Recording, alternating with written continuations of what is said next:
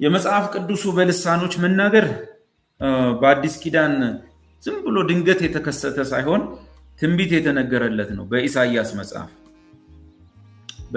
መጽሐፍ ጳውሎስም በአንደኛ ቆሮንቶስ 14 ላይ ልሳን የተሰጠበት ምክንያት ምንድነው ሲባል ኢሳይያስን ነው የጠቀሰው። ምንድነው ያለው? ለዚህ ህዝብ የሚለው እስራኤል አይሁድ በነቢያት አላቸው በነቢያት ሁሌ ነው የሚናገራቸው። አይሰሙ ነገስታቱም አይሰሙም፣ ህዝቡም አይሰሙ። ከዛ ምን አለ? ለዚህ ህዝብ አለ ኢሳይያስ በአዲስ ቋንቋና በአዲስ አንደበት በሚናገር ህዝብ እናገረዋለሁ። በአዲስ አንደበትና በአዲስ ቋንቋ ዕብራይስጥ ያልሆነ ማለት ነው፣ የእስራኤሎች ቋንቋ ሂብሪው፣ ከሂብሪው ውጭ በሆነ በሌላ ቋንቋም እናገረዋለሁ፣ እንዲህም ቢሆን አይሰሙኝም። ጳውሎስ እችን ጠቀሳ።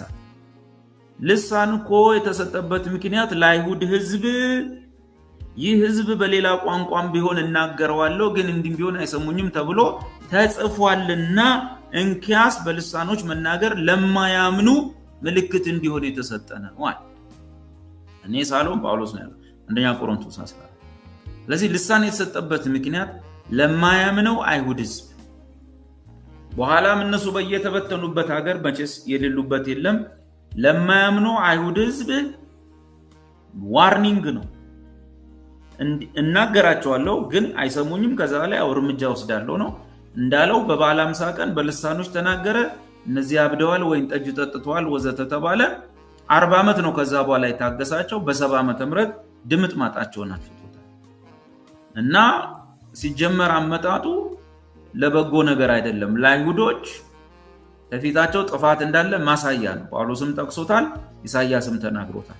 መነሻ ምክንያቱስ ከዛ በኋላ ሐዋርያት ሥራ 2 ላይ መንፈስ ቅዱስ ሲወርድ ይሄ ትንቢት ተፈጸመ። ኢሳይያስ ትንቢት መንፈስ ቅዱስ ሲወርድባቸው ብዙ ነገር ነው የሆነው። ከዛ ውስጥ አንዱ በ1980ው የመጽሐፍ ቅዱስ ትርጉም ምናልባት በሕያው ቃልም እንደዛ ሊሆን ይችላል፣ ልሳን የሚል የለም ቋንቋ በሚል ነው የጻፈው።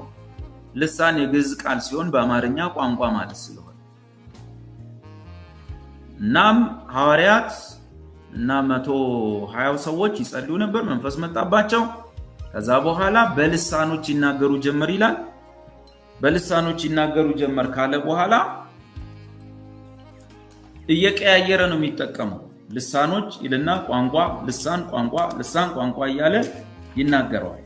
ሐዋርያት ሥራ ምዕራፍ 2 ላይ ምን ይላል? መንፈስም ይናገሩ ዘንድ ሰጣቸው፣ በሌላ ልሳኖች ይናገሩ ጀመር። በልሳኖች ሳይሆን በሌላ ልሳኖች የሆነ እዚህ ጋር አንድ ቋንቋ አለ። አሁን ግን በሌላ ልሳኖች፣ በሌላ የሚለው መጀመሪያ የሚናገሩታል ዕብራይስጥ ነው ወይም ሂብሩ። ከዛ በኋላ ምን ይላል? አሁን ቁጥር 4 ላይ በሌላ ልሳኖች ይናገሩ ጀመር ይላል።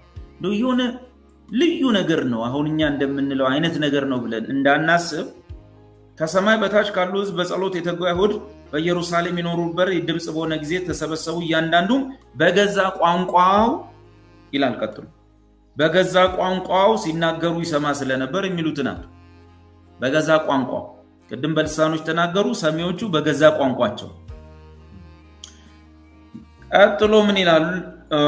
ትንሽ ሄድና ቁጥር 8 ላይ እኛ እያንዳንዳችን የተወለድንበትን የገዛ ቋንቋችንን እንዴት እንሰማለን?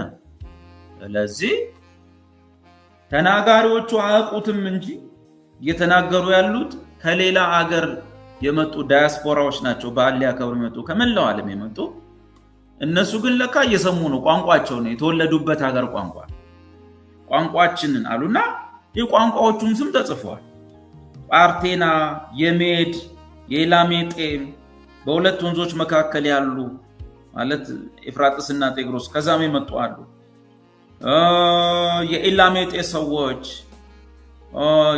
የይሁዳ ሰዎች፣ የቀጳዶቅያ ቋንቋ፣ የጳንጦስ ቋንቋ፣ በእስያ ቋንቋ፣ በፍርጊያ፣ በጵንፍልያ፣ በግብጽም፣ በቀሬናም፣ በሊቢያ፣ በሮሜ የምንቀመጥ አይሁድ ወደውነት የቀርጤስ የአረብ ሰዎች በአረብኛው ሁሉ፣ በቀርጤስኛ፣ በሮሜ ቋንቋ ላቲኖስ፣ በሊቢያኛ፣ በሰሜን አፍሪካ ቋንቋ በዚህ ሁሉ ተናገሩ። ሰዎቹም ከዛ መሬት የመጡ ስለሆኑ ሰሟቸው። ለዚህ ሐዋርያት ሥራ ምዕራፍ 2 ላይ በምንም አይነት ሁኔታ የተነገረው የልሳን ነገር እኔ እስከዛ ድረስ በጌታ ቤት በቆየሁበት በተለያየም ጉባኤ ላይ በተሳተፍኩበት ሐዋርያት ሥራ ላይ እንዳለው አይነት ልሳን እንግዲህ እኔ አልሰማውም። እናንተ ሰምታችሁ ከሆነ ጥሩ ነው፣ ግን እኔ ሰማሁት በሆነ በፈረንሳይኛ፣ በጣሊያንኛ፣ በቻይንኛ፣ በጀርመንኛ፣ በሞንጎሊያኛ እኔ አልሰማውም እስካሁን። ምን ማለት ነው? አንዳንዴ አነባለሁ ማለት በአንድ ሀገር ላይ አንድ ሰውዬ በቻይና ቋንቋ ሳያውቅ ተናገረ የሚል አለ። ግን በአንድ ሀገር ላይ አንድ ሰውዬ ነው የሚለው፣ ሀገሩም አይታወቅም ሰውዬውም አይታወቅም። እና በአንድ ሀገር ላይ አንድ ሰውዬ በጀርመንኛ አውርቶ ሲሉ ሰማለሁ። ሊኖር ይችላል፣ እግዚአብሔር አሁንም እንደዚህ ሊያደርግ ይችላል፣ መብቱ ነው። ግን እኔ በበኩሌ አልሰማውም። የሐሰት ምስክር ላለመሆን እንዲናገሩ ነበር፣ ግን ተሰምተዋል። የተሰሙት ለምንድን ነው? በዓል ሊያከብሩ ከመላው ዓለም የመጡ ዲያስፖራዎች ቦታው ላይ ስለነበሩ የተወለዱበትን ሀገር ቋንቋ እዛ የሚኖሩበትን ከሐዋርያትና ከ120 ሰው ሰሙ ማለት ነው። አንዱስ አሁን ቆሮንቶስ ጋር ስንመጣ ቆሮንቶስ 14 ላይ የቆሮንቶስ ሕዝብ ግን ከተለያየ ሀገር የመጣ ሕዝብ አይደለም። የአንድ ከተማ ነዋሪ ነው። የሚያወሩት ግሪክ ቋንቋ ነው። ግን በማህበር ውስጥ በልሳኖች የመናገር ስጦታ ተሰጠ። እንግዲህ መጽሐፍ ቅዱስን ብቻ እንመልሰው።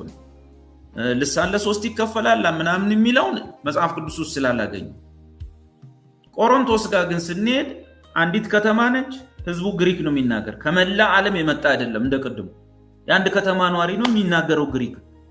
ግን ልሳኖች የሚናገሩ ሰዎች ጸጋ የተሰጣቸው መሃላቸው አሉ። ስለዚህ ጳውሎስ ምን አለ? ሐዋርያት ሥራ ምዕራፍ 2 ላይ መተርጎም አያስፈልገው ሰሚ ስላለው። ቆሮንቶስ ላይ ግን አንድ ቋንቋ ብቻ የሚሰማ ነው፣ ዳያስፖራ አይደለም ህዝቡ። ስለዚህ ለነሱ ተተርጉሞ ይነገራቸው። የምትናገሩት ልሳን አንደኛ ቆሮንቶስ 14 ላይ ይተርጎም፣ ካልተተረጎመ ጥቅም የለውም። የሚናገረው ሰውዬ በልሳኖች በትክክል እያወራ ስለሆነ ራሱን ያንጻል። ማህበር ላይ ግን ምንም ያንጸው የለም። ስለዚህ መናገር የሚፈልግ ሰው እውነት የተሰጠው ሆነ እዛው ቤቱ ይናገር። ማህበር ላይ ግን ብትጮህ እብዶች ናችሁ። ምንም እኔ አይደለም እሱ ነው ያለው፣ እብዶች ያለው። ያውም እኮ ኦሪጂናል ልሳን ነው የምላችሁ፣ ትክክለኛው ልሳን እየተናገሩ ማህበር ላይ ሰሚው አንድ ቋንቋ። ለምሳሌ እኛ እዚህ ኢትዮጵያ ውስጥ ነን ያለነው፣ አማርኛ ነው የምንሰማው፣ ወይ አንድ ቋንቋ ሌላ ሊኖር ይችላል። ግን በተለያየ ቋንቋ ባወራ፣ በጀርመን፣ በቻይና፣ በጣሊያን ባወራ ማን ይሰማል? ስለዚህ እኛ ጋር ሲመጣ ምን መሆን አለበት? ቆሮንቶስ 14 መፈጸም አለበት። ጳውሎስ ምን አለ? ይተርጎም። እውነት የጸጋ ስጦታ ልሳን ተሰጥቷችሁ ከሆነ ትርጉሙም እንዲሰጣችሁ ጸልዩ። ዛሬ ላይ የሚናገሩ ሰዎች ማህበር ላይ ተርጉሙና ተናገሩ ስንል የማይተረጎም ነው ይሉናል። መጽሐፉ ደግሞ ልሳን ሆኖ ትርጉም የሌለው የለም ነው የሚለን አንደኛ ቆሮንቶስ 14 እና ትርጉም ከሌለው አንድ ነገር አረጋግጠናል ማለት ነው፣ ልሳን አይደለም ማለት። ትርጉም ማይሰጠን ከሆነ ልሳን አይደለም። ስለዚህ መሸወድ አንችልም። ማይተረጎም ልሳን ብለን ማለፍ አንችልም።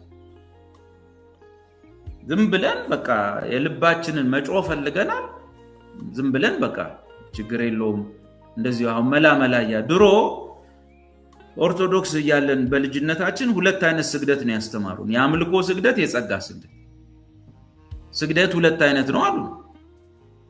የአምልኮ ለእግዚአብሔር፣ የጸጋ ለእመቤታችን አሉ። እሺ አደገ። ትንሽ ስንቆይ ደግሞ ለሌሎችም መስገድ ፈለግን። ከዛ ስግደት ለሶስት ይከፈላል አሉ። የአምልኮ ስግደት፣ የጸጋ ስግደትና የአክብሮት አሉ። የአክብሮት ደግሞ ለተገኘው ሁሉ አሉ። አሁን ትንሽ ብንቆይ ደግሞ ለሌላም ነገር ማስገድ ብንፈልግ ስግደት ለአራት ይከፈላል እያሉ ይቀጥላል። ስለዚህ በልሳን በቃ ጉባኤ ውስጥ መጮህ ፈልገናል። ስለዚህ የሚተረጎም ማይተረጎም ሳንል መጽሐፉ ግን ምን ይላል? እኔም የምመልሰው ከሰሞኑ ተነስቻ ከመጽሐፍ አንፃር በማህበር ላይ የማይተረጎም ልሳን ወይም ልሳን ሳይተረጉሙ መናገር አንደኛ ቆሮንቶስ 14 ላይ ጌታ ከልክሏል። የከለከለው ጳውሎስ አይደለም። ጳውሎስ ምን አለ? ይህችን ትእዛዝ የሰጧችሁ እኔ ከጌታ ተቀብዬ ነው። በማህበር ላይ ማይተረጎም ከሆነ ዝም በሉ። ሚተረጎም አለ እኔ ተረጉማለሁ የሚል ደግሞ ሰው ካለ ጉባኤው እንዳይጮህ፣ ሁለት ወይንም ከበዛ ማለት ሰዓት ከተገኘ 3 ሰው ብቻ ይናገር። ሁለት ወይንም ሶስት ሰው ብቻ ይናገር። አንደኛ ቆሮንቶስ 14 የሚተረጉም ቢኖር ይላል ቁጥር 27 ሁለት ቢበዛ ሶስት እንጂ ማህበሩ ሁሉ ያለ ይጮህ። በነገራችን ላይ ይህን ሳውራውን ኢየሱስ የምትናደዱ ሰዎች ካላችሁ ከናንተ ልሳን የኔ ይሻላል፣ በጣም ነው መበልጣችሁ። አያንጽም ብለን ማህበር ላይ ምንም አይጠቅምም ብለን ነው ራሳችንን የገዛ ነው እንጂ በሱም ከሆነ እኛን በልጣችኋለን። እንጀምር፣ ዛሬ እንጀምር። እኔ ነገ አላቆምም፣ የናንተን አቋል 6 ፊደል 7 ፊደል። ማህበር ላይ ግን አያንጽም፣ በቃ አይጠቅምም። መጽሐፉ ነው የሚከለክለው። የሚተረጉም ባይኖር ግን በማህበር መካከል ዝም ይበል ይላል። በቃ ዝም በሉ ተብለ። ስለዚህ እኔ ማወራ የነበረው ምንም ትርጉም ስለሌለው ብጸልይም ትርጉም ስላልተሰጠኝ ማህበር ላይ አልናገርም ተውኩማ። መጽሐፉ ነው የሚያዘኝ። ኢየሱስ ጌታ ነው። ኢየሱስ ጌታ ነው ማለት ጩኸት ድምቀት አይደለም። ኢየሱስ ጌታ ነው ማለት ላዘዘው ትእዛዝ እገዛለሁ፣ ጣመኝም አልጣመኝም ማለት። ስለዚህ የሚተረጉም ከሌለ ዝም ይበል ተብሏል። አሁን የምታዩሳ ምንድነው ነው የቀደሙም ጥያቄ። አሁን የማየው ነገር አንደኛ ቆሮንቶስ 14ን መስማት የማይፈልጉ እሱ ክፍል ተገንጥሎ ቢወጣ ደስ የሚላቸው ሰዎች የሚያደርጉት ስርዓት ነው። ጳውሎስ ምን አለ? ሁላችሁ በማህበር ውስጥ ሆናችሁ በልሳኖች ልናገር ካላችሁ አለ አንድ ይሄው እዚህ ቆሮንቶስ 14 እብዶች ናችሁ ብሎ፣ ሁለተኛው እብዱ ይሻላል። ሁለተኛው ህፃናቶች ናችሁ ብሎ። ስለዚህ በ60 ዓመት ህፃን መሆን ይቻላል ማለት ነው። ፓስተርም ሆነ ህፃን መሆን ይቻላል። አንድ ፓስተር ሁላችሁ በየልሳኖቻችሁ ጩሁ ጀምሩ ጩሁ ሁሉም ካለ ህፃን ነው፣ ህዝቡ ደግሞ እብድ ነው ተብሏል አንደኛ ቆሮንቶስ 14። ስለዚህ ትርጉም ከሌለው ዝም ማለት። ጳውሎስ በማህበር ላይ መጥቻል። እኔ እንኳን ሐዋርያው ጳውሎስ መጥቼ ምንም የማይገባችሁን ልሳን ብናገር ምንም አልጠቅማችሁም፣ በሚገባችሁ ቋንቋችሁ ግን 5 ቃል ብናገር ጠቅማችኋለሁ አለ። ስለዚህ ማህበር ላይ መጥቼ ወይ በአማርኛ ወይ በትግርኛ ወይ በጉራግኛ ባወራ ነው መጠቅማችሁ ይላል መጽሐፍ። እና ታዲያ አሁን የምናየው ትልልቅ አገልጋዮች አይደሉም ወይ ይሄን ነገር በልበል የሚሉት? ቀደም ያልኩት ነው። ኢየሱስን በአፋችን ጌታ ብለን ለሚያዘው ትእዛዝ ግን አለመገዛት ነው። ምን እንዳለ ጳውሎስ ታውቃላችሁ? እዚሁ ቆሮንቶስ 14 ላይ ይሄ የልሳን አጠቃቀም መመሪያ ከሰጠን በኋላ ምን አለ መሰለ? እንግዲህ ሌላ ቀን እቺን ቆሮንቶስ 14ን ለብቻው ማጥናት ይኖርብናል፣ ወይ ለብቻ አድርገን እንለቅላችኋለን። ጳውሎስ ምን አለ? የመንፈስ ቅዱስ ወይም የነቢያት መንፈስ ለነብዩ ይገዛል።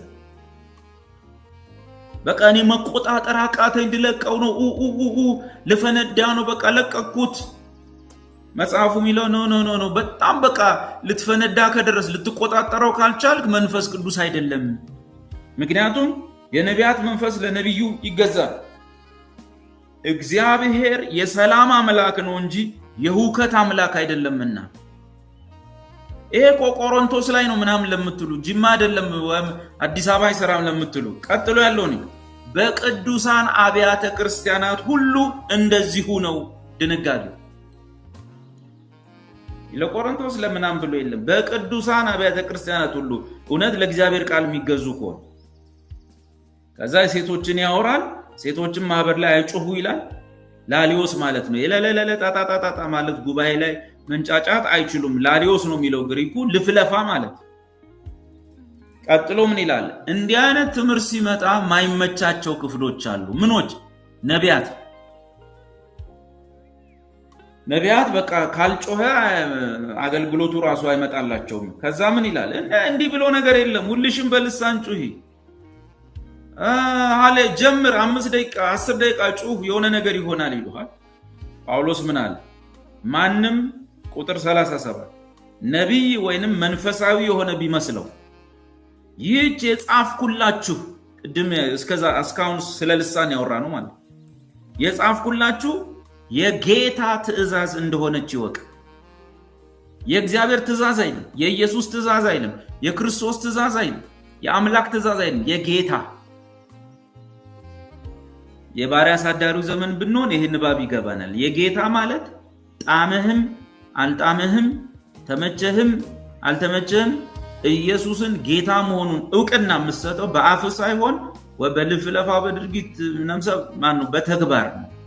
አንዱ ደግሞ በቤተክርስቲያን ውስጥ እንደዚህ ይሁን ብሎ ጌታ ኦርደር ሰጥቷል። ለዛ ኦርደር መታዘዝ። ማንም ይሄን ነገር ማወቅ የማይፈልግ አዲሱ መደበኛ ትርጉም ይሄንን አላውቅም የሚል ቢኖር እሱ ራሱ አይታወቅ። ስለዚህ ወንድሞቼ ትንቢት ለመናገር በጣም በብርቱ ፈልጉ። ትንቢት በቋንቋችሁ ስለሆነ በልሳኖች የሚናገር ካለስ እውነት እግዚአብሔር የሰጠው ካለ ከመናገር አንከለክለውም። በቃ በማህበር ላይ አይጮ ወይ ተርጉሞ ይንገረን፣ በግሉ ግን መብቱ ነው አለና ነገር ግን ሁሉ በአገባብና በስርዓት ይሁን ይላል። ይሄ የሚጎርለው ይሄ ፓርት ነው። አገባብና ስርዓት የለውም አሁን ያለው። ኦኬ እግዚአብሔር የተባረከ ይሁን። ምናልባት ከልሳን ጋር በተያያዘ እዚሁ ራሱ እዚሁ ግሬስ ፋሚሊ እዚሁ አሁን ያለንበት ዩቲዩብ ላይ ልሳን ጥቃት የተፈጸመበት የጸጋ ስጦታ በሚል ዝርዝር ትምህርት አለ። አንደኛ ቆሮንቶስን 14 ወንድማችን ደብዬ ያብራራ እሱ ላይ አለላችሁ፣ እዛ ማግኘት ትችላላችሁ። ግን አንድ ነገር ለማለት ያክል አንደኛ ቆሮንቶስ ምዕራፍ 12 ቁጥር 4 ላይ የጸጋ ስጦታ ልዩ ነው፣ መንፈስ ግን ወይም መንፈስ ቅዱስ አንድ ነው ይላል። ስለዚህ መንፈስ ቅዱስ እንደወደደ አድርጎ ኖት እኛ እንደፈለግን ወይም አገልጋዮች እንደፈለጉ አድርጎ ሳይሆን ራስ መንፈስ ቅዱስ እንደወደደ አድርጎ እያካፈለ የጸጋ ስጦታን ይሰጣል። ከ20 በላይ የሚሆኑ የጸጋ ስጦታዎች አሉ። የሚሰጡበት ዓላማው እርስ በርሳችን እንተናነስ፣ ቅዱሳን ይጠቀሙ ዘንድ ይጽናኑ ዘንድ ኤግዞርት ኤዲፊኬሽን እንዲኖር መንፈስ ቅዱስ ይሰጣል። የጸጋ ስጦታ የሚሰጠው ለጋራ ጥቅም ለቤተክርስቲያን መታነጽ እንጂ ለግል ጥቅምና ቢዝነስ ለመስራትም አይደለም። በመቀጠል የጸጋ ስጦታን በኪሳቸው ይዘው የሚዞሩ አገልጋዮች የለም። የጸጋ ስጦታ የሚሰጠው መንፈስ ቅዱስ እንጂ አገልጋይ አይደለም። ቀጥሎ በጣም ልብ እንድትሉ የምንፈልገው ነገር መንፈስ ቅዱስ አንድን የጸጋ ስጦታ ለሁሉም ሰው አይሰጥም። ሁሉንም የጸጋ ስጦታ ደግሞ ለአንድ ሰው አይሰጥም። አንድን የጸጋ ስጦታ ለሁሉም ሰው አይሰጥም። ሁሉንም የጸጋ ስጦታ ደግሞ ለአንድ ሰው አይሰጥም። አሁን ኢትዮጵያ ላይ የምንመለከተው በየፕሮቴስታንት ቸርች የምንመለከተው አንድ የጸጋ ስጦታ ላይ ብቻ መረባረብ፣ ለ10 ደቂቃ በልሳኖቻችን እንናገራለን እያሉ መጮህ፣ ከዚህ የተነሳ ልዩ ነው የሚለውን ይቃወማል። መንፈስ ቅዱስ እያካፈለ ነው የሚሰጠውን የሚለውንም ይቃወማል። መንፈስ ቅዱስ አንድን የጸጋ ስጦታ ለሁሉም ሰው አይሰጥም። በመቀጠል አሁን በፕሮቴስታንት ቤተክርስቲያን ውስጥ የሚነገረው አይነት ልሳን በሚያሳዝን ሁኔታ ኦንሊ ጂሰስ የሚባሉ ቤተ እምነቶች ጋር በብዛት ይነገራል። ሁሉም ነው ፕሮቴስታንት ቸርች ውስጥ ያለን እስኪመስለን ድረስ ኦንሊ ጂሰሶች። ኦንሊ ጂሰስ ማለት በዶክትሪን ከኛ ጋር የማይስማሙ 3 አካላት ያለው አንድ አምላክ እንዳለ የሚክዱ እኛ እንናገራለን የምንለው ልሳን በእጥፍ ይናገሩታል። እና ታዲያ ለነሱ ማን የሰጣቸው? መንፈስ ቅዱስን ክደዋል። እግዚአብሔር አብን ክደዋል። ኦንሊ ጂሰስ ናቸው። መንፈስ ቅዱስን ክደው የሥላሴን አስተምህሮ ክደው በክርስቶስ ትምህርት ለማይኖር አምላክ የለውም እየተባለ እኛ የምንናገረው አይነት እንግዲህ ልሳን ከተባለ በፕሮቴስታንት ቸርች ውስጥ የሚነገረው አይነት ልሳን እዚያ ውስጥ አለ። ይህንን በሚመለከት ደብዬ የሆነ ነገር አሁን ይሄ ኦንሊ ጂሰሶች ከየት ነው የወጡት? እንዴት ነው ይሄ ነገር እንቅስቃሴ? ከልት ነው። አንደኛ ዮሐንስ መልእክት ያኔ ሲጻፍ የተጻፈላቸው ሰዎች የነሱ ትምህርት ነው። ሞት የሚገባው ኃጢአት አለ ለሱ እንድትጸልዩ አለልም ያለው ማለት ነው። ሞት የሚገባው ኃጢአት ተብሎ የተጻፈው የግኖስቲኮች ኃጢአት ዛሬ በኦንሊ ጂሰስ ቤተክርስቲያን ውስጥ ነው ትምህርቱ ያለው። አምላክ በስጋ ከእስራኤላውያን እንዳልመጣ የኛን ሰውነት እንዳልያዘ የአብርሃምን ዘር እንዳልያዘ መስሎ መጣ እንጂ አልሆነም። ከላይ ራሱ ድሮም እንደዛው ነበረ የሚል ቃል ስጋ ሆነን የሸመጠጠ ትምህርት ማለት ነው። እስራኤላዊ እንደሆነ በማርያም በኩል እንደመጣ የአብርሃምን ዘር እንደያዘ ጌታችን ከይሁዳ ነገር ነውና የሚለው ዕብራውያን 7 እነዚህን ሁሉ የሚክድ እምነት ነው። አንደኛ ዮሐንስ ላይ ይህ የክርስቶስ ተቃዋሚ መንፈስ ነው ይላል። ከእንደገና በደል ለበደለ ወንድም ጸልዩ፣ ሞት የማይገባውን ኃጢአት ላደረገ ወንድም ጸልዩለት። ኤቲክስ ማለት ነው፣ የሥነ ምግባር ጉድለት። ሞት የሚገባው ኃጢአት ደግሞ አለ ይላል። ለሱ ግን እንድጸልዩ አይደለም ይል ቃል በስጋ መጣ የሚለው ትምህርት የካደው የኖስቲኮቹ ትምህርት ማለት ነው። አንደኛውን ይጻፈል ሙሉ በሙሉ ትምህርቱ ዛሬ ኦንሊ ጂሰሶች ወጥረው ያራምዱታል ማለት ነው። በነገራችን ላይ በጣም ፋይት ማድረግ አለብን። የኦንሊ ጂሰስ ሰው ካለ ቀላል ነገር አይደለም። ትሪኒቲን ካዱ ምናም በሚል ብቻ አይደለም፣ ከትሪኒቲ ቀጥሎ ክሪስቶሎጂንም ነው ድምጥማጡን ያጠፉት። እና የአንድ ሰው ኢትዮጵያ ላይ ያለው ኦንሊ ጂሰስ ትምህርት በነገራችን ላይ ውጭ ካለው ደግሞ ይለያል። እዚህ ያለው ይብሳል። ለምን? እዚህ ያሉት ሰውዬ ደግሞ በራሳቸው ደግሞ የፈጠሩት ትምህርት አለ። በዚህ የመሰረቱት ሰውዬ ራሳቸው የጀመሩት ትምህርት አለና መጨረሻም ራሳቸውም ግራ ገብቷቸው ነበር። ፓስተሮቹም ግራ ገብቷቸው ምን እንደሆነ ሲቆዩ ጨንቋቸው ነበርና ህዝቡ ግን እየነጎደ ተናጥቃችሁ ማዳን አለባችሁ። እነዚህ ሰዎች ትልቁ ግን መገለጫ ነገራቸው ልሳን ልሳን ስል ጥያቄ ምልክት ውስጥ አድርጌ ቀደም ሐዋርያ ሥራ ላይ ቋንቋ በሚል ስለተረጎመ ልሳን ምናልባት ልሳን አይደለም ማለት ነው። ስለዚህ እነሱም በስላሴ አመንኩ የሚለው ክርስቶስ በስጋ መጣ የሚለው አንድ አይነት ነው ነገራቸውና መጠርጠር ጥሩ ነው ለማንኛውም። በተጨማሪ ደግሞ አንዳንዴ እንደዚህ በጸሎት አንዳንድ ወንድሞችን እህቶችን ለማገዝ ብለን በምንጸልይበት ጊዜ አሁን ልሳን በሚባለው ነገር እየተናገሩ ደግሞ አጋንንት የሚወጣላቸው ገጥመውናል። ልሳን እያወሩ አጋንንት ይወጣላቸው እኛም ጋር ገጥመውናል። ሃሌሉያውም አልቀረም፣ መለየት አይቻልም ቸርች ውስጥ ካለው። ስለዚህ አንድ ነገር ሁላችሁም አንድ ነገር በእግዚአብሔር ፊት ሁሉም በሚያውቅ አምላክ ፊት ልባችሁን ቅን አድርጉና ሁሉ ጊዜ እንደዚህ አስቡ። እግዚአብሔር ማን ነው? እነ ጴጥሮስ 120ም ሰዎች የዛኔ ሲጸልዩ የነበሩ ሰዎች በልሳን እንናገራለን ወይም በአዲስ ቋንቋ እንናገራለን ብለው አይደለም ሲጸልዩ የነበሩ እና ወይ ልሳን ስጠኝ ብሎ አልጸለዩ። በቃ እየጸለዩ ነበር። ምን ሀፕን እንደሚያደርግ ፈጽሞ ዕውቀቱም መረጃውም የላቸው። ብዙ እንትኑ የላቸው። ከጸለዩ ሲመጣ በአዲስ ቋንቋ ተናገሩ። ስለዚህ የሆነ ቧጣችሁ እንደው ካልተናገርኩኝ እጅን ጫንብኝ እንደው እያላችሁ የምትሉ ሰዎች ራሳችሁን ጠብቁ። እስከዛሬም ደግሞ እዚህ ውስጥ ያላችሁ እኔ እኮ በቃ በየብያ አቃተኝ ምናን ያላችሁ እንኳን አቃታችሁ። የትኛው መጽሐፍ ቅዱስ ውስጥ ለምኑ ፈልጎ ወረ ካልተናገርኩ ረጅ ጭንህ አናግርብኝ ተብሎ የተነገረ አይደለም። መንፈስ ቅዱስ አንደኛ ቆሮንቶስ 12 መንፈስ ቅዱስ ራሱ እንደሚፈቅድ የጸጋ ስጦታን እያከፋፈለ ይሰጣል። በግልጽ ቋንቋ ጳውሎስ ምን ታውቃላችሁ? ሁሉ ሐዋርያት ሊሆኑ አይችሉም፣ ሁሉ ነቢያት ሊሆኑ አይችሉም፣ ሁሉም ወንጌላን ሊሆኑ አይችሉም፣ ሁሉም ተአምራት ሊያደርጉ አይችሉም፣ ሁሉም ፈውስን ሊያገለግሉ አይችሉም ማለት ምን እንዳል ታውቃላችሁ?